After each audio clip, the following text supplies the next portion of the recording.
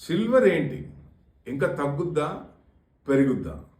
పెరగటం కూడా విపరీతంగా పెరిగి స్టీప్ పుల్ బ్యాక్ వచ్చింది కదా. సో ఇక్కడి నుంచి ఏంటి ఒకసారి చూద్దాం. ఇంకా ఎంత తగ్గచ్చు, ఎంత పెరగచ్చు? ఎందుకంటే బాగా పెరిగింది కాబట్టి కొంత పర్సెంటేజ్ రీట్రేస్మెంట్ అయింది. అంటే now it is below averages ఒక రకంగా. సో ఇండికేట్ అంటే దానికి ఇండికేటింగ్ ఏంటి? షార్ట్ టర్మ్ బేరిష్ ప్రెజర్ కొంచెం ఎక్స్టెండ్ కావచ్చు. కరెక్టివ్ ఫేస్ అనేది ఇంకా కొంచెం రావాలి. పడాల్సినంత పడలేదు. మ్యాక్సిమం ఇప్పుడు 83 ఇంటర్నేషనల్ 83 అనుకున్నాం కదా, 73 to 83 రేంజ్లో జోన్లో కదలాడికలు ఉన్నాయి.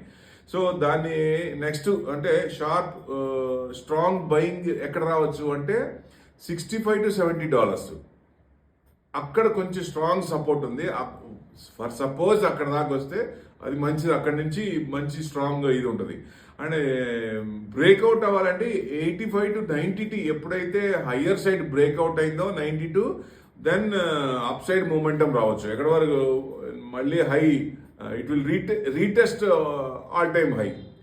Potentially it will retest all time high. అంటే షార్ట్ టర్మ్ కి సిల్వర్ కొంచెం బేరిష్ గా ఉన్నా లాంగ్ టర్మ్ కి కొంచెం కన్స్ట్రక్టివ్ గానే ఉంది.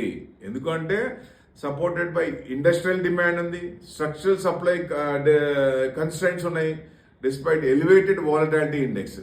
అంటే ఇంత ఎలివేషన్లో ఉండి బాగా పెరిగి బాగా తగ్గడం అట్లా అవుతుంది కదా.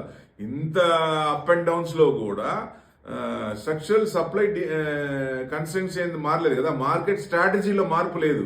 సో యూసేజ్ అనేది జరుగుతూనే ఉంది. దాంట్లో తేడా లేదు. ఆ దాంట్లో తేడా వచ్చినప్పుడు విపరీతంగా పడే ఛాన్స్ ఉంటుంది. ఇండస్ట్రియల్ డిమాండ్ ఉంది.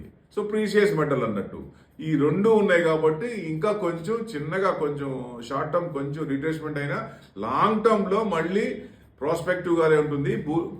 బులిష్ ఈ జోన్ లోనే ఉండొచ్చు. బులిష్ అంటే ఆల్ టైమ్ హై కూడా మళ్ళీ దాటచ్చా అంటే ఓవర్ ఏ పీరియడ్ మళ్ళీ ఏదన్నా ఈ ఇష్యూస్ ఏదైనా జియో పొలిటికల్ టెన్షన్స్ ఏదైనా ఇష్యూ అయినప్పుడు కొంచెం ఫ్లేరప్ అయ్యే ఛాన్స్ ఉంటుంది. బట్ మామూలుగా అయితే స్టెప్ బై స్టెప్ కొంచెం ఆ లెవెల్స్ వచ్చినప్పుడు బ్రేక్అవుట్ అయినప్పుడు దాని అనుగుణంగా పెరిగే ఛాన్స్ ఉంటుంది. కింద లెవెల్లో 65 to 70 ఇంటర్నేషనల్ అవున్స్ పర్ అవున్స్.